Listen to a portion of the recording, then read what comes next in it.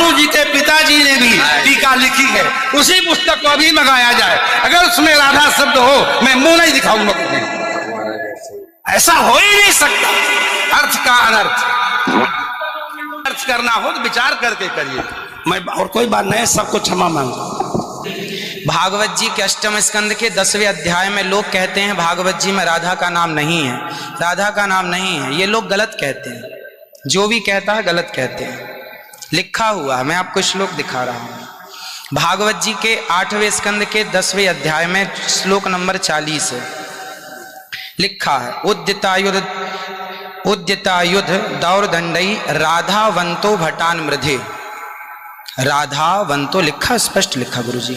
ऐसा है, नाश मत करिए। आधावंत है, आधावंत में दौड़ते हुए, या संधि हो गई है गुरुजी। नहीं नहीं, ये गलत बात।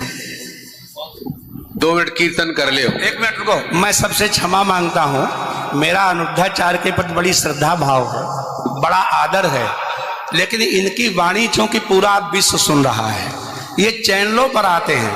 भाव जगत में हम कुछ भी कहें, लेकिन जब हम ये कहते हैं ये शब्द में लिखा है, तो वहां पर शब्द और अर्थ का संयोग, क्योंकि गिरा अर्थ जल शब्द बोध्यो व्यनक्त्यर्था शब्दोप्यर्थांतराश्रय एकत्व व्यंजकत्वे तद अन्य से सहकारिता। ऐसा हो ही नहीं सकता कि कोई अर्थ प्रकट हो और उसके मूल में शब्द न हो। वहां संधि है, मेरे आयुध ही आयुधों से युक्त होकर, मेरे गदा तलवार तीर लेकर के वो राक्षस आधावंत दौड़े मारने के लिए। शुद्ध यही अर्थ है। किसी अभिधा से, किसी लक्षणा से, लक्षणा तब होती है जब मुख्यार्थ का बाद हो। मुख्यार्थ का बाद हो ही नहीं सकता।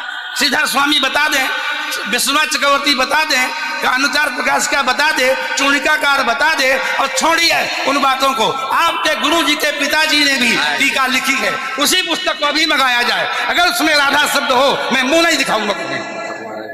ऐसा हो ही नहीं सकता। अर्थ का अनर्थ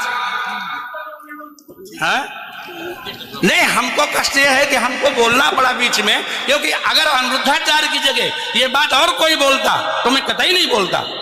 लेकिन अनिरुद्धाचार्य जी इस समय टीवी पर छाए हुए हैं, लाखों लोग इनको सुन रहे हैं, तो ये तो यही समझेंगे ना कि अनिरुद्धाचार्य बोल रहे हैं। इसलिए आपके द्वारा कोई अपशब्द नहीं निकलना चाहिए। मैं आपसे वंदन करता हूं, कभी कोई अनर्थ करना हो तो विचार करके करिए। मैं और कोई बात नहीं, सबको क्षमा मांगता हूं। इस देवी पुराण में लिखा है कि सतयुग में जो राक्षस होते थे वो कलयुग के ब्राह्मण हैं। ये दास नहीं कह रहा, ये देवी पुराण बता रही है। ये देखिएगा, इसी में 6ठा स्कंद, वही 414 पृष्ठ। ये 6ठा स्कंद है, यही 414 पृष्ठ है जो अभी आपने पढ़ा। इसी में यह देखो, धर्म की यह सतिथि त्रेता में रही, परंतु कुछ ह्रास हो गया। सतयुग की जो सतिथि थी वह द्वापर में विशेष रूप से कम होगी। सतयुग से चल रहा है युगान। राजन, इन प्राचीन युगों में, पहले वाले युगों में जो राक्षस समझे जाते थे वे कलयुग में ब्राह्मण माने जाते हैं, क्योंकि अब के ब्राह्मण प्राय पाखंड करने में तत्पर रहते हैं। दूसरों को ठगना, झूठ बोलना और वैदिक धर्म कर्म से अलग रहना कलयुगी ब्राह्मणों का स्वाभाविक गुण बन गया है।